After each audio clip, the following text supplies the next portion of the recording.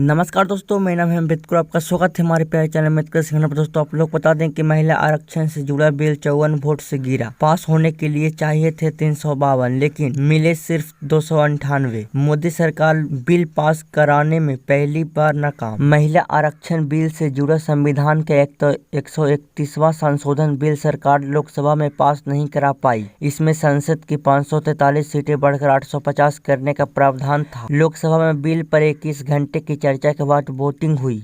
उपस्थित 528 सांसदों ने वोट डाले। पक्ष में 398 और विपक्ष में 230 वोट पड़े। बिल पास कराने के लिए 2/3 बहुमत की जरूरत थी। 528 का 2/3 352 होता है। इस तरह बिल 54 वोट से गिर गया। लोकसभा सीटें बढ़ाने का बिल। वोटिंग का पूरा गणित जानते हैं। लोकसभा में वर्तमान में कुल 543 सीटें हैं, जिनमें अभी भरी हैं 540। 3 सीटें खाली हैं। वोटिंग के दौरान मौजूदा सांसद 528 प्रेजेंट थे। बहुमत के लिए जरूरी वोट 352 थे। उपस्थित सांसदों का 2/3 वोट 352 होता है। बिल के पक्ष में वोट डाले गए 298। वहीं बिल के खिलाफ वोट डाले गए 230। जरूरी बहुमत से 54 वोट कम होने की वजह से बिल गिर गया। सरकार ने 2 बिल वोटिंग के लिए पेश ही नहीं किए। पहला परिसीमन संशोधन संविधान बिल 2026, दूसरा केंद्र शासित प्रदेश कानून संशोधन बिल 2026। सरकार ने इन पर वोटिंग कराने से इनकार कर दिया। संसदीय कार्य मंत्री किरण रिजिजू ने कहा कि दोनों बिल पहले से जुड़े हुए हैं, इसलिए वोटिंग की जरूरत नहीं है। 12 साल के शासन में यह पहला मौका था जब मोदी सरकार सदन में कोई बिल पास नहीं करा पाई। इससे पहले अमित शाह ने लोकसभा में 1 घंटे के स्पीच में कहा था कि अगर ये बिल पास नहीं होते हैं तो जिम्मेदारी विपक्ष की होगी। इन 3 बिलों के लिए जिनके लिए संसद में का विशेष सत्र बुलाया गया।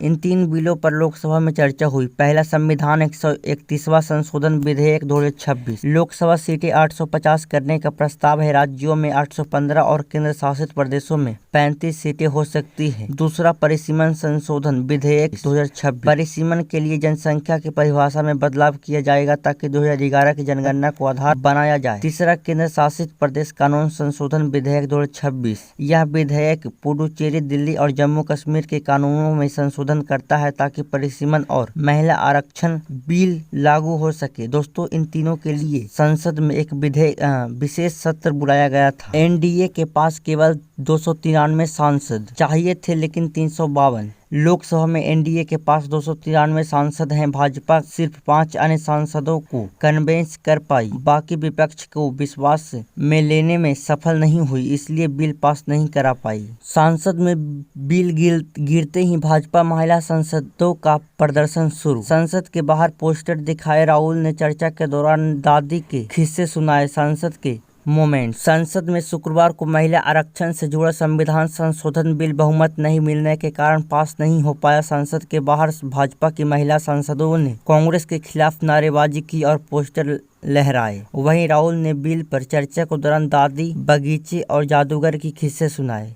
बिल गिरते ही भाजपा महिला सांसद का प्रदर्शन शुरू। जैसा कि आप लोग तस्वीरों के माध्यम से देख सकते हैं। लोकसभा से बिल गिरने के बाद एनडीए की महिला सांसदों ने संसद के बाहर प्रदर्शन किया। उन्होंने बैनर, तख्तियां लेकर मोदी हाय हाय और इंडी आयरलाइंस हाय हाय के नारे लगाए। पोस्टर में लिखा था, नारी शक्ति का अपमान नहीं सहेगा हिंदुस्तान। राहुल बोले, मेरी और पीएम की पत्नी नहीं। राहुल ने स्पीच में कहा, यहाँ बैठे सभी लोग जानते हैं कि महिलाओं के मुद्दे क्या हैं। घर में माँ, बहनें और पत्नियां हैं। हम इनसे बहुत कुछ सीखते हैं। हालांकि मेरी और प्रधानमंत्री जी की पत्नी नहीं है। इसके बाद सदन में सदस्य हंसने लगे। जेपी नड्डा ने खगड़े की सीढ़ियों से उतरने में मदद की। जैसा कि आप लोग तस्वीरों के माध्यम से देख सकते हैं। केंद्रीय मंत्री जेपी नड्डा ने राज्यसभा में कांग्रेस अध्यक्ष मल्लिकार्जुन खड़गे की मदद। दरअसल जब खड़गे राज्यसभा के अंदर सीढ़ियों से उतर रहे थे, तब नड्डा ने उनका हाथ पकड़कर उनकी सीढ़ियों उतरने में मदद की। टीएमसी सांसद बोली अपने भाषण के दौरान, चोली के पीछे क्या है, चुनरी के नीचे क्या है। टीएमसी सांसद शताब्दी राय ने कहा कि सरकार देश को बताना चाहती है कि विपक्ष महिलाओं के विरोध में जो सच नहीं है। उन्होंने कहा कि हमने आरक्षण बिल 2023 में स्वीकार किया था। उन्होंने कहा चोली के पीछे क्या है, चुनरी के नीचे क्या है, यानी आरक्षण बिल के पीछे परिसीमन क्या है और इसे क्यों जोड़ा गया है। उन्होंने कहा कि 56 इंच के सीने की बात करने वाले और औरतों के पीछे छिपना पड़ रहा है।